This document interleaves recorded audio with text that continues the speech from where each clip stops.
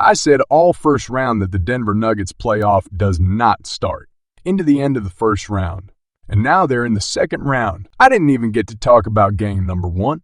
My apologies, Jamal Murray had an amazing performance. They killed on the glass.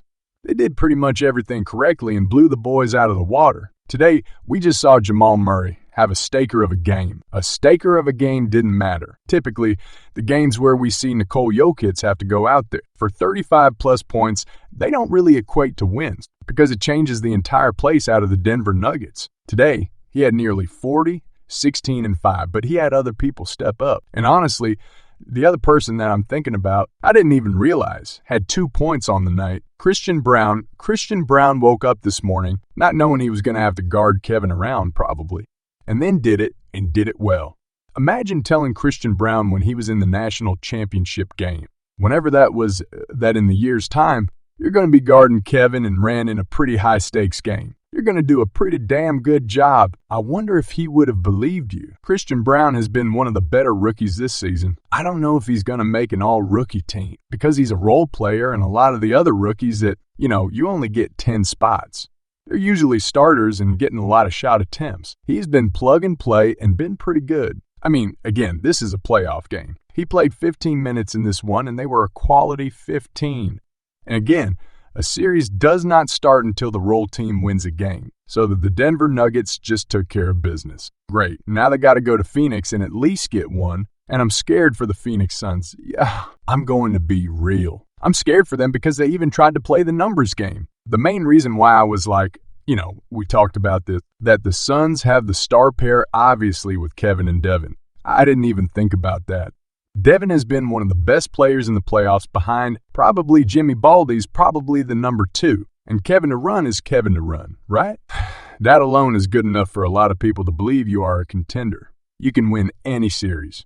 But we talked about it as a numbers game that 3 is graded in 2. And the different Nuggets are going to get a lot of three-point shots up. And they got people like Jamal Murray. They have people like Keep and other people. They hit their shots, and the Phoenix Suns have notoriously not been a good three-point shooting team. They don't get up attempts, and they don't get to the basket to draw fouls. Where today, they attempted 31 three-pointers. I was proud of it. Kevin, to run himself, attempted 12, but it's different because a lot of the situations with the different Nuggets are attempted near 27. This is a rock fest tonight, but they're 27 in a lot of cases catch a shoot other than Jamal Murray's, who's in the flow a lot of the times.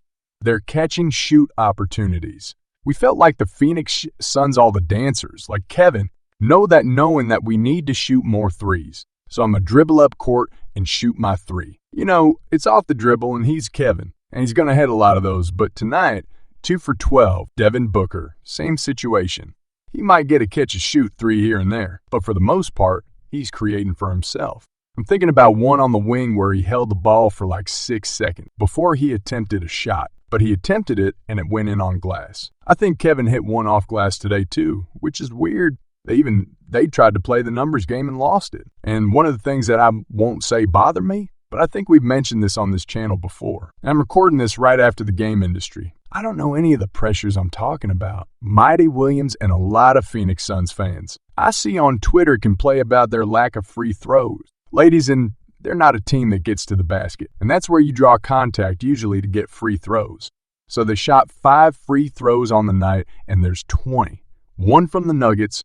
Either way, they came out more aggressive. And I thought that the Suns' game plan, when you think about the more three-point shooting, and we saw Joshua Okogie, even Damian Lee, these guys got in on the offensive glass was like, okay, they switched it up because in game number 1, they got killed there. And it didn't matter. And now we know, listen, he's my favorite of all time. We know that Chris Paul's body can't do the same things that it was able to do 4 years ago, and we but we speculated based on the history that he was going to come up with an injury eventually, and it just happened. And it's a groin injury, which is one of the more lingering issues you can have. And their backup, Cameron Payne, missed a lot of time. He finally came back, and he wasn't good today. So now you might be going into Game 3 on your home court without Chris Paul. And Denver has a lot of momentum.